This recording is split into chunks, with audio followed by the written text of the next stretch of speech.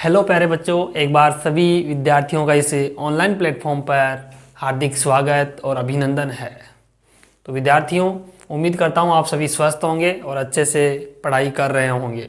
ठीक है बच्चों, तो आज हमारा मैथमेटिकल फिजिक्स का यूनिट नंबर 4 का ये लास्ट टॉपिक है बच्चों, है ना। इसके बाद हमारा मैथमेटिकल फिजिक्स कंप्लीट हो जाएगा। ठीक है, उसके बाद हम थर्मोडाइनमिक्स स्टार्ट करेंगे। तो प्यारे बच्चों देखिएगा इस टॉपिक को। विद्युत क्षेत्र में स्थित भूसंपर्कित चालक गोले के बाहर विभव। ये एक भूसंपर्कित चालक गोला है बच्चों, इसके बाहर किसी बिंदु P पे मुझे क्या चाहिए, पोटेंशियल फाइंड करना है। मान लीजिए ये जो पॉइंट P है वो Z एक्स के साथ में थीटा एंगल बना रहा है और R डिस्टेंस पे है।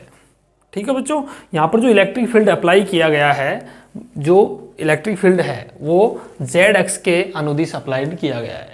ठीक है बच्चों, तो देखिएगा, माना ए त्रिज्या का एक चालक गोला है जिसके बाहर किसी बिंदु पी आर थीटा। ठीक है, आर थीटा का मीन समझो कि थीटा कुछ ना कुछ एंगल होगा और आर ये डिस्टेंस है, तो ये पोलर कोऑर्डिनेट हो गए आर और थीटा। ठीक है, ध्रुवीय निर्देशांक पी आर थीटा पर विभव का मान ज्ञात करना है। हमें इस पॉइंट पे पोटेंशियल चाहिए। ये गोला जेड एक्स के अनुदिश एक समान ई नोट तीव्रता वाले विद्युत क्षेत्र में स्थित है। यहाँ पे एक समान विद्युत क्षेत्र लगाया गया है बच्चों, और उस विद्युत क्षेत्र की जो वैल्यू है वो है ई नोट। कितना है? ई नोट। ठीक है, और ये जो चालक गोला है इसको ग्राउंडेड किया गया है बच्चों। गोले का पृष्ठ भूसंपर्कित है, अतः गोले पर विभव शून्य होगा। बच्चों ये ग्राउंडेड है, दैट मीन्स इस गोले की जो सरफेस है उसके ऊपर पोटेंशियल कितना होगा? 0। और हम क्यों कर रहे हैं इसको ग्राउंडेड? ग्राउंडेड करने का मीन्स बच्चों ये है ताकि हम यहाँ पे लाप्लास समीकरण का उपयोग कर सके। ठीक है, और हम परिसीमा प्रतिबंध अर्थात हमारे पास बाउंड्री कंडीशन से कॉन्स्टेंट्स की वैल्यू हम फाइंड कर सके, इसलिए हम इसको ग्राउंडेड कर रहे हैं बच्चों। ठीक है, तो एक बार अब यहाँ तक राइट डाउन करें, उसके बाद आगे चलते हैं।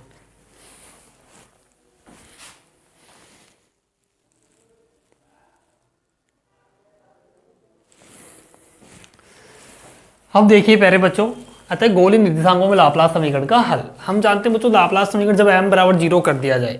ठीक है, यहाँ पर जो हमारा जो पोटेंशियल जो फाई है वो उस एंगल फाई पे डिपेंड नहीं कर रहा बच्चों, क्योंकि हमारे पास जो गोलीय निर्देशांकों के समीकरण में हल आता था 1 की पावर आयोटा m फाई, ये किसकी वजह से आता था? फाई वाला कोऑर्डिनेट था ये, तो फाई यहाँ पे 0 हो जाएगा।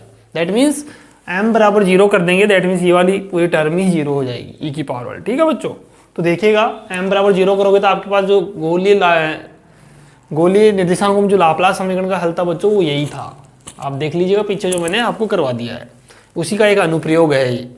तो pi R theta is equal to summation N A N R की power N B N R की power minus N plus 1 P N cos theta. समीकरण नंबर ए।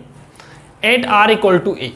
बच्चों जब आर इक्वल टू ए की बात करें, जब गोले की सरफेस की बात करें तो उसमें जो पोटेंशियल वो कितना है? 0 है। दैट मीन्स ये बाउंड्री कंडीशन है बच्चों, तो इसमें लगाइएगा, यहाँ पे 0 करो, ए एन आर की जगह ए कर दिया plus b N a r की जगह ए हो गया minus N plus 1 P N cos theta. Okay बच्चों, आगे देखो, ये वाला वैल्यू अपने पास आएगा 0, ये वैल्यू पुट कर दी। यहाँ p N cos theta not equal to 0। बच्चों ये 0 हो सकता है क्या? देखो पी एन एक्स ये क्या 0 हो सकता है? ये 0 नहीं होता बच्चों, इसकी वैल्यू आती है, हम रोड्रिग सूत्र से निकाल सकते हैं। ठीक है, तो ये 0 नहीं होगा, इसकी कुछ ना कुछ वैल्यू होती है।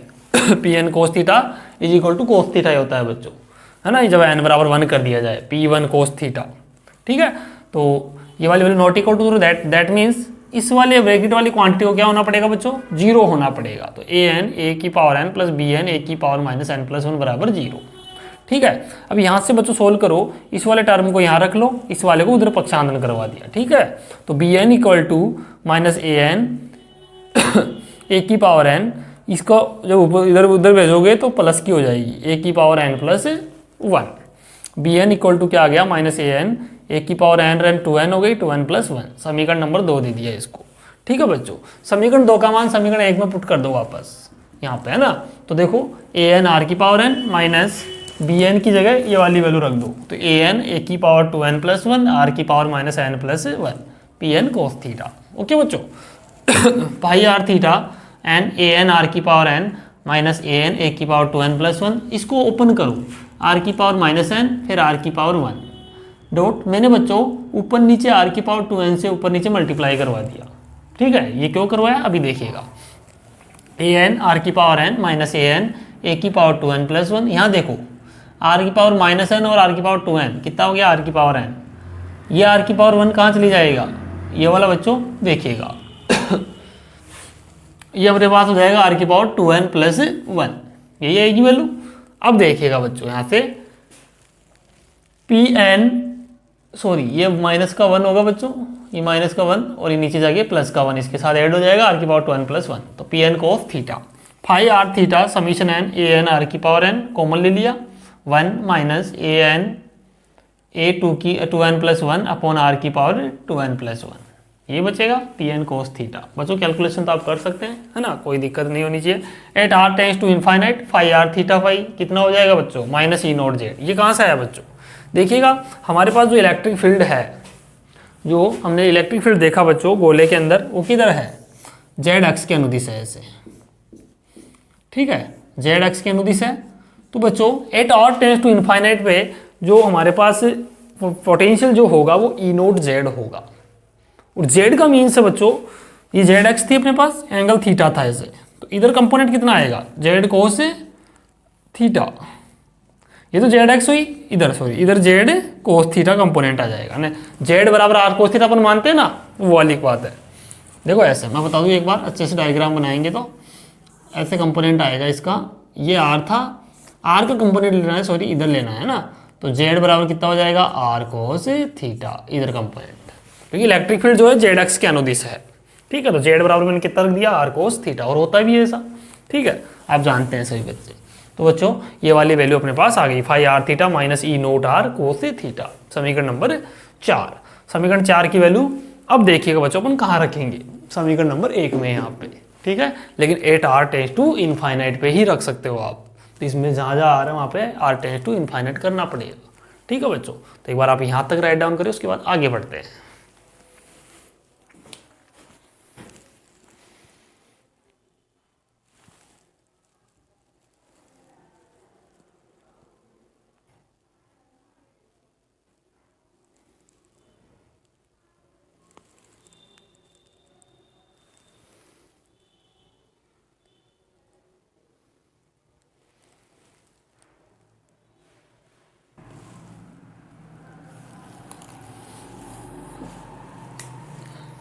अरे बच्चों अब देखिएगा समीकरण 3 और 4 से क्या करोगे आप, at r tends to infinite पे क्या कीजिएगा, जहाँ फाइव आर थीटा था वहाँ पे माइनस ई नोट आर कोस थीटा रख दिया अपन ने, summation N A N r n 1 minus a upon are की जगह infinite 2n plus 1 P N cos theta. बच्चों यहाँ पे इनफाइनाइट नहीं रखना आर की जगह, बिकॉज अगर आप यहाँ इनफाइनाइट रखते हो तो फिर पूरा फंक्शन ही आपका इनफाइनाइट हो जाएगा, फिर तो कोई मतलब ही नहीं है ना।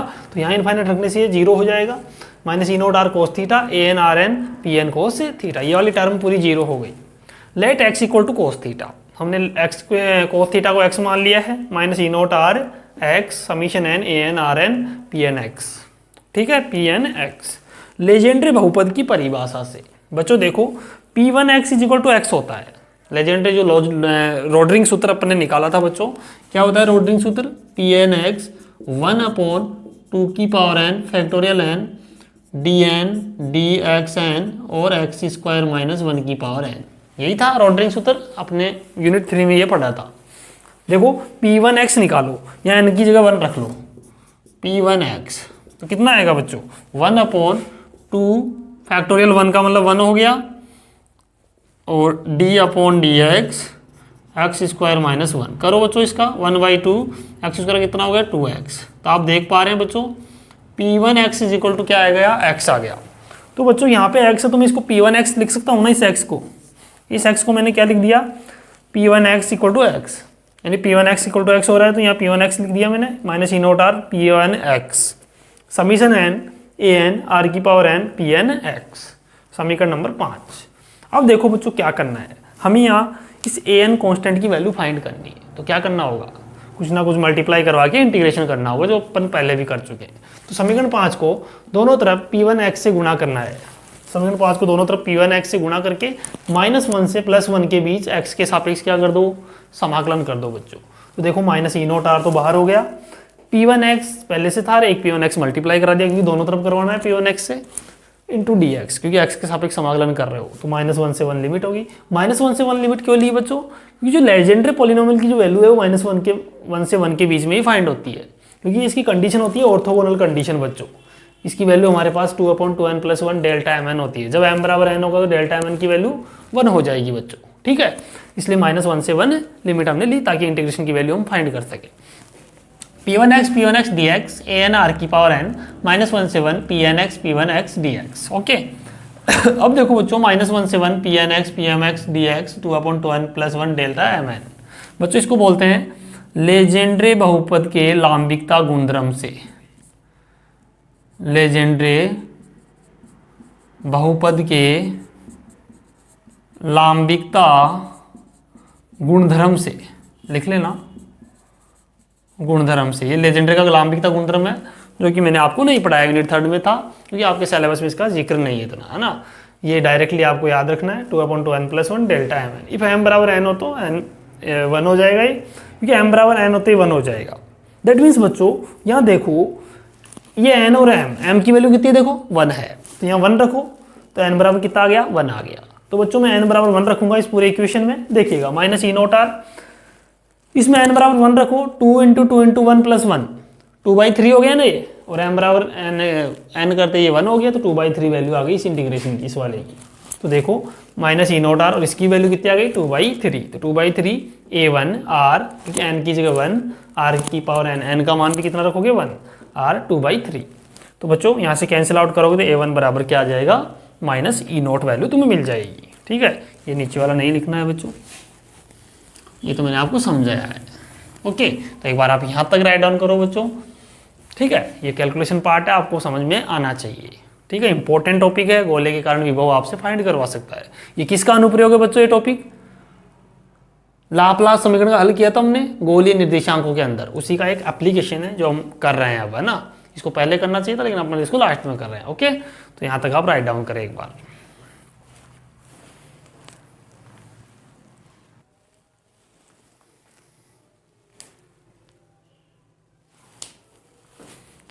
अब देखिए बच्चों समीकरण नंबर 6 व 3 से, ठीक है। Phi r theta is equal to summation an r की power n 1 - a/r 2n+1 pn cos theta, ठीक है। फॉर n = 1 की बात करें बच्चों, क्योंकि n = 1 पे ही वो डिफाइन हुआ था हमारे पास इंटीग्रेशन, क्योंकि n बराबर m हो गया था और m बराबर 1 था, तो इसलिए n बराबर कितना हो जाएगा 1, ठीक है। तो phi r theta a1 r, क्योंकि r की पावर 1 का मान r होता है, 1 - a/r, या n बराबर 1 रखोगे 2 × 1 2 + 1 कितना हो गया 3, तो पावर 3 हो जाएगी p1 cos theta. Phi r theta a1 r 1 - a/r cube, बच्चों p1x कितना होता है x ही तो होता है, तो p1 cos थीटा कितना हो जाएगा cos थीटा हो जाएगा, ठीक है। लेजेंड्रे बहुपद की परिभाषा से फाई r थीटा, इसको सोल्व करो तो -E0r, E0 कहाँ से आया बच्चों, क्योंकि a1 का वैल्यू हमने -E0 फाइंड किया था, E0r cos theta plus E0 a³ cos theta / r², यहाँ से इसको सोल्व कराओगे पूरे को तो ये आएगा। तो बच्चों यहाँ देख रहे हो जो विभव फाई r थीटा है वो 2 भागों में डिवाइड हो गया बच्चों, एक तो ये वाला पार्ट आ रहा है, ये वाला पार्ट आ रहा है, ठीक है ना बच्चों। तो अब देखो इस वाले पार्ट को ध्यानपूर्वक देखो, इसमें E0 कंट्रीब्यूट हो रहा है और इसमें भी हो रहा है E0 तो कंट्रीब्यूट, लेकिन बच्चों ये देखो कि यहाँ पे 2 पार्ट हमें मिल रहे हैं, ये किस कारण से मिल रहे हैं देखिएगा। अतः एक समान विद्युत क्षेत्र E0 में भूसंपर्कित चालक गोले के बाहर अत्यधिक दूरी पर विभव के 2 भाग प्राप्त होते हैं। फर्स्ट भाग देखो बच्चों φ1 r theta minus E0 r cos theta. बच्चों ये जो पार्ट हमें मिल रहा है due to external field, due to applied field, ये अप्लाइड फील्ड की वजह से मिल रहा है बच्चों, यानी कि आरोपित विद्युत क्षेत्र से के कारण हमें E0 r cos थीटा वाला पोटेंशियल मिल रहा है बच्चों। दूसरा वाला पार्ट देखो E0 a³ cos theta / r², ये जो है बच्चों एक डाइपोल की तरह बिहेव कर रहा है कि एक डाइपोल के कारण पोटेंशियल हमें मिल रहा है, तो इसको हम डाइपोल के कारण पोटेंशियल बताएंगे बच्चों, ठीक है। तो अब देखिएगा क्योंकि डाइपोल का जो पोटेंशियल है बच्चों तुम सभी जानते हो कि छोटी क्लासों में आपने पढ़ा होगा V = Kp cos theta / r² होता है। देखो आप r² की डिपेंडेंसी आ रही है इसमें, तो एक डाइपोल की तरह बिहेव करेगा ये पोटेंशियल, तो लिखेंगे ड्यू टू डाइपोल, ये मिल रहा है ड्यू टू डाइपोल। डाइपोल का मीन्स होता है मतलब द्विध्रुव के कारण विभव है ये, ठीक है। क्योंकि एक हम पॉइंट पी पे जहाँ पोटेंशियल फाइंड करना चाहते हैं वहाँ एक डाइपोल की तरह बिहेव करेगा ये वाला पोटेंशियल, ठीक है, क्योंकि डाइपोल का पोटेंशियल ऐसा ही आता है। तो बच्चों इसको हम डाइपोल के रूप में परिवर्तित करते हैं। आइएगा, तो E इक्वल टू हम वी नो दैट, हम जानते हैं E इक्वल टू क्या होता है, k p cos theta upon r cube. बच्चों ये मैंने पोटेंशियल लिखा था आर स्क्वायर के फॉर्म में, जबकि जो इलेक्ट्रिक फील्ड है उस आर क्यूब आता है उसमें नीचे। एक विद्युत द्विध्रुव के कारण किसी एंगल थीटा पे विद्युत क्षेत्र k p cos theta upon r cube होता है। ये आपने फर्स्ट ईयर के अंदर विद्युत चुंबकत्व वाली बुक में पढ़ा होगा। E इक्वल टू के पी अपॉन आर क्यूब। बच्चों अगर हम मैक्सिमम इलेक्ट्रिक फील्ड की बात करूँ, थीटा इक्वल टू 0 डिग्री लेंगे और कोस थीटा कोस 0 की वैल्यू 1 हो जाती है, तो के पी अपॉन आर क्यूब। यहाँ से देखो बच्चों पी की वैल्यू कितनी आएगी डाइपोल मोमेंट की, E equal to r cube 4 pi epsilon naught की, इसकी वैल्यू होती है 1 अपॉन 4 पाई एप्सिलॉन नॉट। तो यहाँ से पी का वैल्यू निकालो तो ये आएगा। तो फाई टू आर थीटा की वैल्यू देखो बच्चों, ये रहा फाई टू आर थीटा।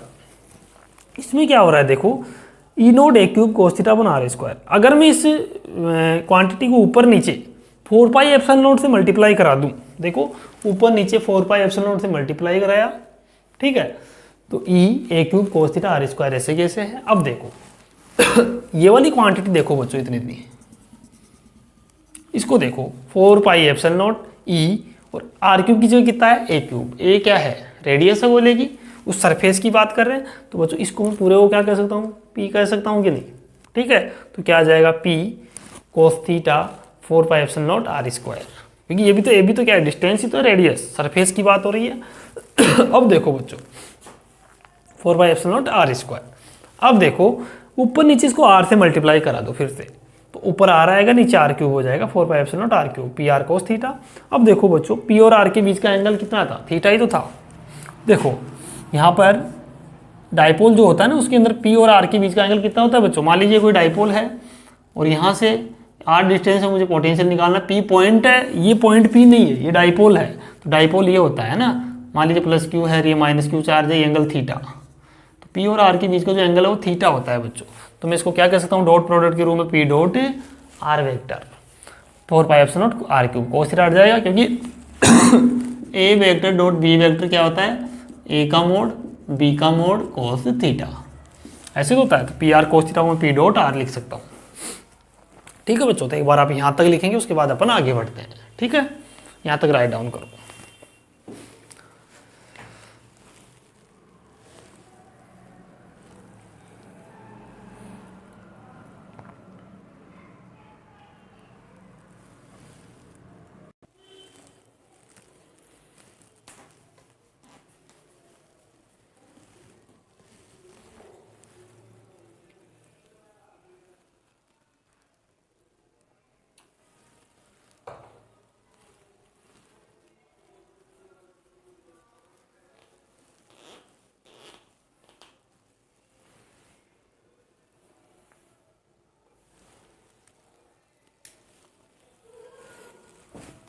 अब देखिएगा बच्चों, यदि गोले का पृष्ठावश घनत्व कितना हो, सिग्मा हो, ठीक है, हो तो गोले के पृष्ठ पर विद्युत क्षेत्र देखो E equal to sigma upon epsilon nought, ये विद्युत क्षेत्र होता है। E इक्वल टू माने डेल फाई, ये आप जानते हो रिलेशन, बराबर minus del phi upon del R लिख सकता हूँ, ठीक है।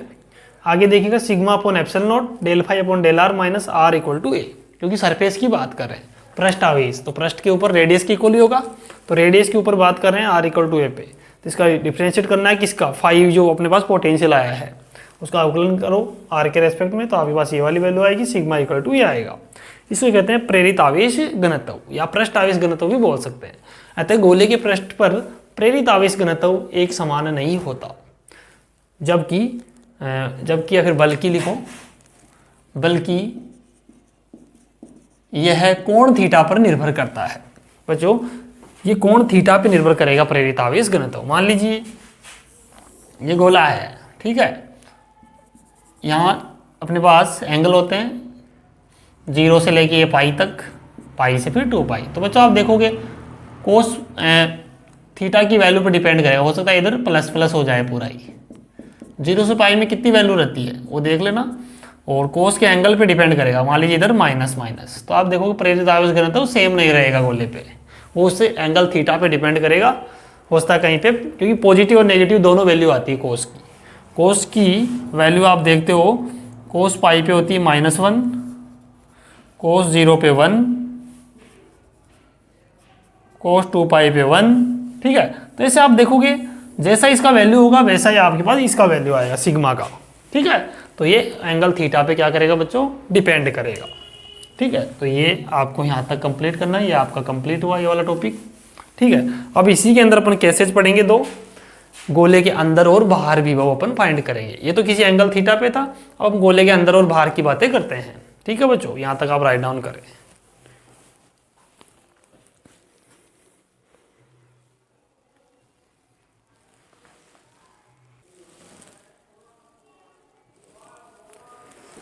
अब देखिए बच्चों, हमारा नेक्स्ट टॉपिक है नियत पृष्ठ वाले गोले के बाहर व अंदर विभव। एक नियत पृष्ठ का, नियत पृष्ठ वाले, है ना, नियत विभव पृष्ठ होगा शायद, है ना बच्चों। देखो नियत पृष्ठ वाले गोले के बाहर व अंदर विभव। ठीक है, एक मिनट रुकिए बच्चों, मैं टॉपिक को वेरीफाई करता हूँ, यही टॉपिक है क्या ना, एक बार शायद टॉपिक में मिस्टेक हो सकती है। हाँ बच्चों, यहाँ पर नियत पृष्ठ विभव कीजिएगा ना, यहाँ नियत पृष्ठ विभव वाले, ऐसे नियत पृष्ठ विभव वाले गोले के बाहर व अंदर विभव की बात करते हैं। तो माना ए त्रिज्या वाले गोले के पृष्ठ पर विभव निम्न प्रकार से वितरित है। आइए बच्चों, psi R theta is equal to psi A theta equal to F theta. ये माना गया कि आर इक्वल टू ए त्रिज्या जो है, तो उसके पृष्ठ पर जो विभव होगा वो इस प्रकार से डिपेंड कर रहा है, एफ थीटा। ठीक है, थीटा का कोई फंक्शन होगा। ठीक है, जैसे अपने पास सिग्मा की वैल्यू आई थी ना अभी 3 epsilon not E not cos theta, तो वहाँ पे जो पृष्ठ आवेश घनत्व है वो थीटा पे डिपेंड कर रहा है। ठीक है, तो यहाँ पे जो पोटेंशियल है वो थीटा पे, थीटा का ही कोई फंक्शन होगा। आइए, ये माना गया कि गोले के अंदर व बाहर आवेश घनत्व शून्य है। ठीक है, आवेश घनत्व कितना माना गया बच्चों, शून्य। ये बच्चों सारी बाउंड्री कंडीशंस है, ये ध्यान रखिए। अतः विभव ज्ञात करने के लिए हम लाप्लास समीकरण का क्या कर सकते हैं, उपयोग कर सकते हैं। ठीक है, आवेश घनत्व को शून्य तो मानना ही पड़ेगा ना, क्योंकि लाप्लास जो समीकरण है बच्चों वो आवेश रहित क्षेत्रों में लागू होता है। जहाँ पे आवेश नहीं हो वहाँ पे लाप्लास समीकरण आप अप्लाई कर सकते हैं। वो लाप्लास समीकरण का हल बच्चों हमने गोलीय निर्देशांकों के अंदर फाइंड कर लिया था बच्चों पहले ही, उसी का हम एप्लीकेशन पढ़ने जा रहे हैं। ठीक है, ये आपको अच्छे से ध्यान होना चाहिए। ठीक है, आइएगा, विभव ज्ञात करने के लिए हम लाप्लास समीकरण का उपयोग कर सकते हैं। अतः परिसीमा प्रतिबंध, क्या क्या परिसीमा प्रतिबंध होंगे, आर इक्वल टू ए पे phi are theta F theta हो जाएगा। ठीक है, आर टेंड्स टू इनफाइनाइट पे फाई आर थीटा 0 हो जाएगा बच्चों। ये दो बाउंड्री कंडीशन आपको यहाँ पे ध्यान रखना है। आइए अब ऑप्शन, यानी कि सॉरी, हमारा जो पहला केस है गोले के बाहर, गोले के बाहर देखें, हम जानते हैं कि फाई आर थीटा की वैल्यू ये होती है, ये हमने, यानी सॉल्यूशन होता है लाप्लास समीकरण का। Okay, 8r tends to infinite पे फाई आर थीटा 0 हो जाएगा, तो फाई आर थीटा को 0 करो, आर की जगह इनफाइनाइट रख दिया हमने बच्चों। अब देखो बच्चों, ये वाली वैल्यू इनफाइनाइट की पावर n है, तो ये सारा इनफाइनाइट हो रहा है। और बच्चों यहाँ देखो B N infinite minus N plus 1 तो इसका मतलब है तो ये बच्चों ये तो 0 हो गया। कैसे, इनफाइनाइट की पावर कुछ भी हो, देखो माइनस एन प्लस 1 है, इसको मैं ऐसे नहीं लिख सकता कि इनफाइनाइट की पावर n प्लस 1, तो बच्चों 1 अपॉन इनफाइनाइट क्या होता है, 0 ही तो होता है। तो बच्चों ये तो 0 हो गया, लेकिन ये 0 नहीं होगा, ये इनफाइनाइट हो रहा है। और जब ये इनफाइनाइट हो गया बच्चों, सारे फंक्शन को, पूरे सॉल्यूशन को इनफाइनाइट कर देगा। दैट मीन्स हम इनफाइनाइट नहीं करना चाहते हमारे सॉल्यूशन को, इसलिए हम an को ही क्या कर लेते हैं, 0 कर देते हैं। तो इस कांस्टेंट an को क्या होना पड़ेगा बच्चों, 0 होना पड़ेगा। That means phi are theta an 0 हो गया, यहाँ पे bn वाला बच जाएगा, bn r की power minus N plus 1 pn cos थीटा। 8r इक्वल टू ए पे देखो बच्चों, फाई आर थीटा किसका फंक्शन है, एफ थीटा का फंक्शन है, यानी विभव की वैल्यू ये है। तो आगे देखो, एफ थीटा यहाँ पे रख दिया मैंने फाई आर थीटा की जगह, समीशन एन bn, r की जगह a रख दिया, minus N plus 1 pn cos थीटा। Let x equal to cos theta हमने मान लिया है। एफ थीटा की वैल्यू कितनी आ गई है, एन बी एन ए की power minus N plus 1 P N X, समीकरण नंबर 2। ओके बच्चों, तो एक बार आप यहां तक राइट डाउन करो, उसके बाद आगे बढ़ते हैं। अब देखिएगा बच्चों, यहां पर हम वैल्यू फाइंड करते हैं इसकी।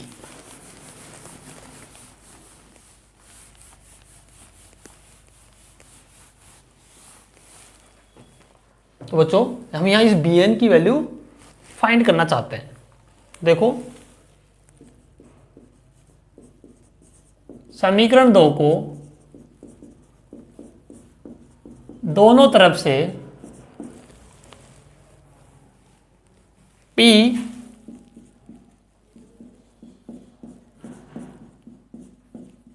एक मिनट रुकिएगा बच्चों,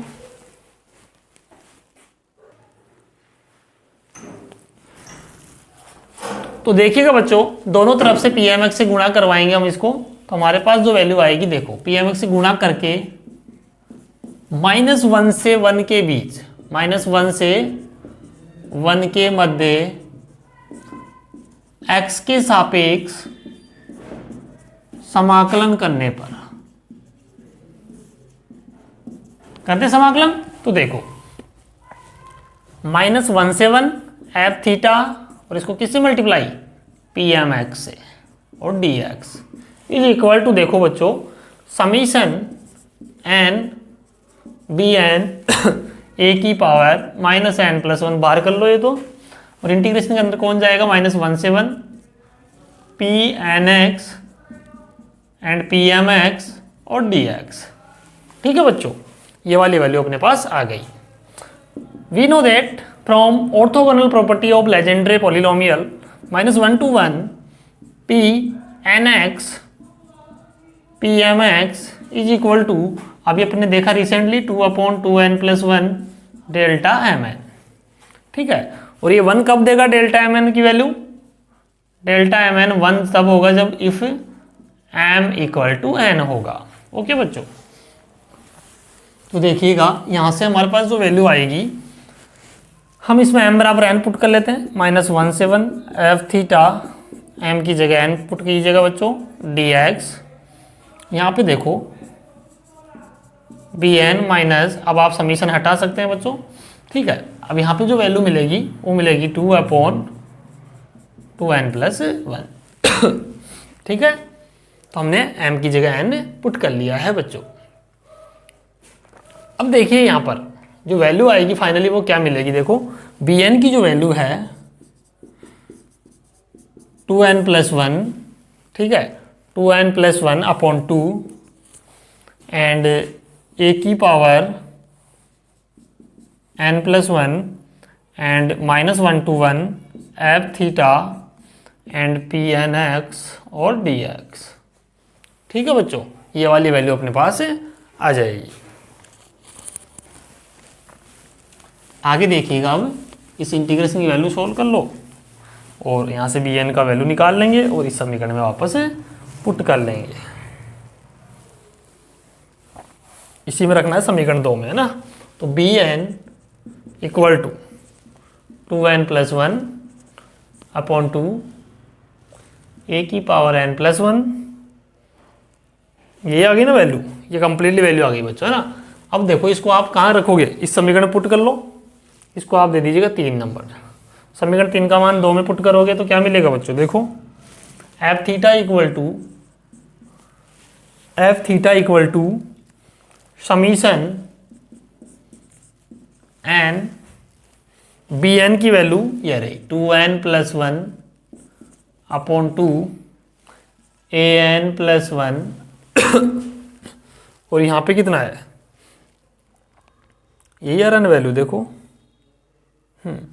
या फिर देखो बच्चों, यहाँ पे इसको सोल्व तो करिए ना अपने कंप्लीट, इस वैल्यू को अपन फाई आर वाले फॉर्मूले में पुट करते हैं ना, क्योंकि हमें तो पोटेंशियल चाहिए कंप्लीटली। तो एक बार आप यहाँ तक लिखो ना, उसके बाद आगे करते हैं अपन।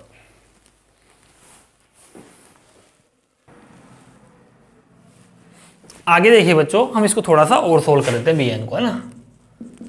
तो हमारे पास आएगा 2n+1/2 an+1। देखो बच्चों, लिमिट चेंज हो जाएगी यहाँ पे, -1 to 1 F theta P N X की जगह cos theta and D X की जगह बच्चों देखो x बराबर था हमारे पास कोस थीटा, तो डी एक्स इक्वल टू क्या हो जाएगा, -sin थीटा डी थीटा, यही हो जाएगा value D X equal to. तो इसमें देखो -sin थीटा डी थीटा, और लिमिट भी देखो बच्चों, जब x इक्वल टू -1 आएगा यहाँ पे, तो थीटा की लिमिट कितनी आएगी, पाई, और जब x इक्वल टू +1 होगा तो थीटा इक्वल टू कितना हो जाएगा बच्चों, 0 डिग्री, है ना। थीटा की वैल्यू 0। 2n+1/2 an+1 पाई से 0 F theta P N cos theta -sin theta D theta. bn 2n+1/2 A N plus one, देखो बच्चों मैं इसको लिमिट को इंटरचेंज कर देता हूँ, 0 को नीचे और पाई को ऊपर, तो माइनस बाहर आएगा, माइनस माइनस क्या हो जाएगा, प्लस हो जाएगा। तो हमारे पास जो फाइनली वैल्यू है F theta P N cos theta and sine theta और डी थीटा, ये वाली वैल्यू आएगी बच्चों। ठीक है, इसके बाद देखो हमारे पास जो एक्चुअली बी एन की जो वैल्यू थी वो देखो क्या थी,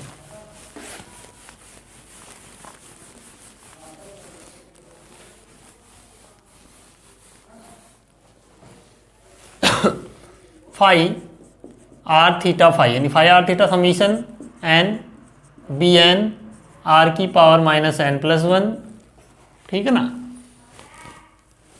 और हमारे पास इसमें आएगा पी एन कोस थीटा, ये वैल्यू थी हमारे पास। तो बी एन का वैल्यू इसमें पुट कर लो, टोटली फाई आर थीटा हमारे पास आ जाएगा summation N 2n plus one upon two, ठीक है, आर की power minus N plus one ये है ही, और ए की पावर एन प्लस वन उसमें से ले लिया, और पी एन कोस थीटा, ठीक है, इंटीग्रेशन 0 टू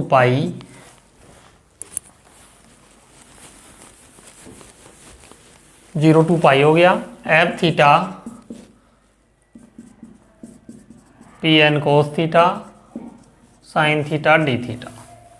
ठीक है बच्चों, इसके बाद देखो थोड़ा सा इसको और सोल्व करें, तो phi are theta summation N 2n plus one upon two, ये क्या हो जाएगा, ए अपॉन आर की power N plus one P N cos theta 0 two pi F theta P N cos theta sine theta D theta.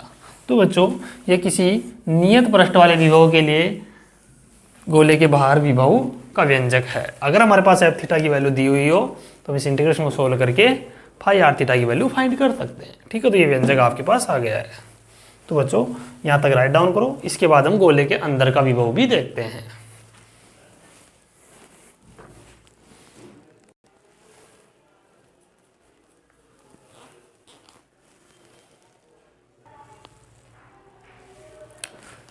अब देखिएगा बच्चों गोले के अंदर विभव, हम जानते हैं कि फाई आर थीटा की वैल्यू यह होती है।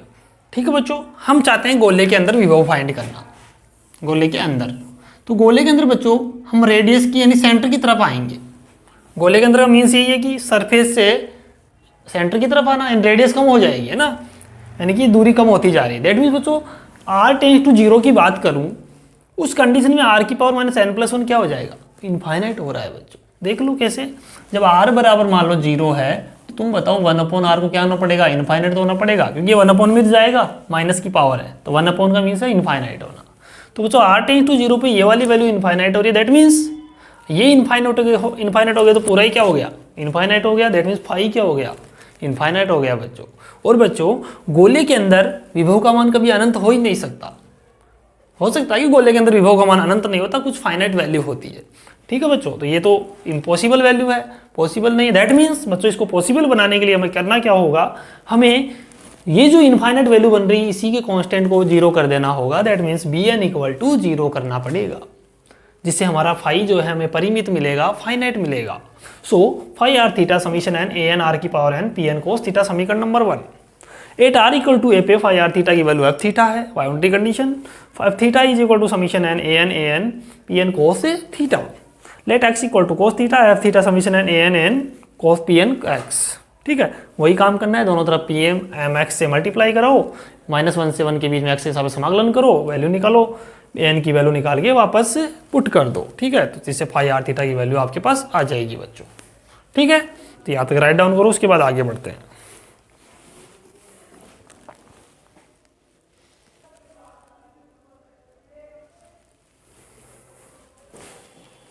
अब देखिए बच्चों आगे इसका वैल्यू फाइंड करने की कोशिश करते हैं। देखो बच्चों हर चीज़ समझने लायक है अगर आप समझते हैं तो, है ना, वरना तो देखो रटते रहो चीज़ों को, कोई दिक्कत आपको नहीं होने वाली, बट बाद में दिक्कत होगी एग्जाम के समय, क्योंकि आप एग्जाम में तभी कर पाओगे इन चीज़ों को जब आपको ये समझ में आ जाएगी। तो क्या करो, इसको समीकरण नंबर 2 दे दीजिएगा बच्चों। समीकरण 2 को दोनों तरफ पी एम एक्स से गुणा करके -1 से 1 के मध्य x के सापेक्ष समाकलन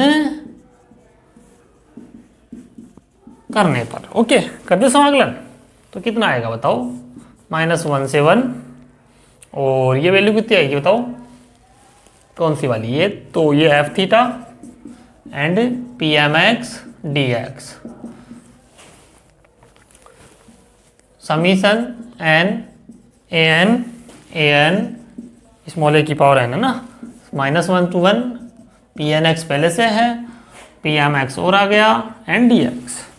ओके, नाउ हम इसको सोल्व करें बच्चों, तो वैल्यू हमारे पास जो मिलेगी, इसकी वैल्यू मैंने बार बार बताई है आपको, मैं अब डायरेक्टली करूंगा बच्चों। जब n बराबर m कर दूंगा तो n हो जाएगा, यहाँ पे m की जगह n हो जाएगा, dx an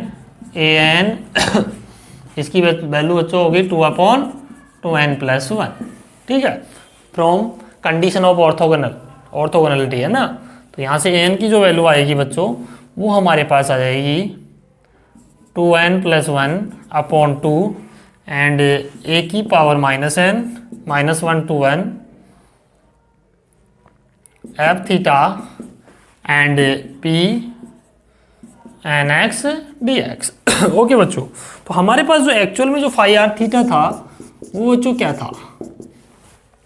A N R की पावर एन ऐसे था, और बी एन वाला कॉन्स्टेंट हमने 0 कर दिया था।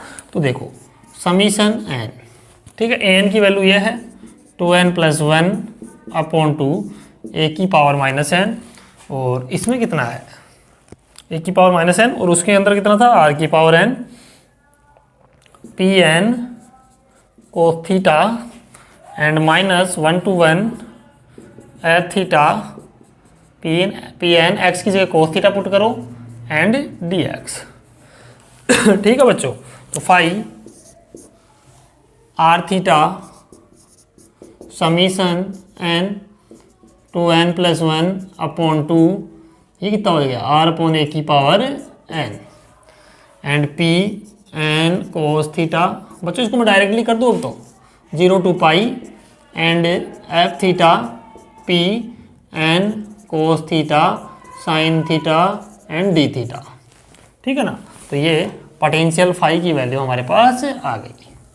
ठीक है बच्चों, ये तो अभी अपने किए था पहले लिमिट चेंज वाला। ठीक है बच्चों, ये लाइट जा चुकी है। ओके, यहाँ तक राइट डाउन करें।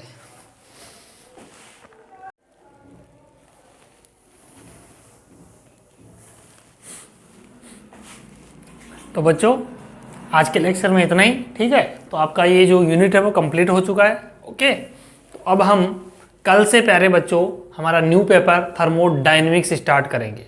और बच्चों आप कोर्स की टेंशन बिल्कुल भी ना लें, आपका कोर्स हम बिल्कुल एग्जाम के पहले कंप्लीट करवा देंगे। ठीक है, अब जो अपने पेपर्स हैं वो छोटे पेपर है ना, थोड़ा सा टाइम इलेक्ट्रॉनिक्स में लगेगा, बाकी थर्मोडायनेमिक्स जो आपका है वो लगभग 15 से 20 दिन में मैं कंप्लीट कर दूंगा ना, ये आपसे मैं वादा करता हूँ। ठीक है बच्चों, लास्ट 15 से 20 दिन में आपका थर्मोडायनेमिक्स कंप्लीट हो जाएगा। ठीक है, और उम्मीद करते हैं कि इसको 20 या 22 जनवरी तक कंप्लीट कर दिया ना, और फिर अपना इलेक्ट्रॉनिक्स बचेगा उसको भी अपन कंप्लीट कर लेंगे। ठीक है, तो आप कोर्स की बिल्कुल भी चिंता ना करें। ठीक है, किसी कारणवश अपनी क्लास नहीं हो पाई थी 1-2 दिन। ठीक है, बाकी अब रेगुलरली क्लास आपकी होगी। ओके बच्चों, तो आपका आज मैथमेटिकल फिजिक्स कंप्लीट हुआ। ठीक है, जिसमें हमने कंप्लीट यूनिट पढ़ ली है बच्चों। Okay, thank you, bye bye, take care, love you all. Okay बच्चों, थैंक यू।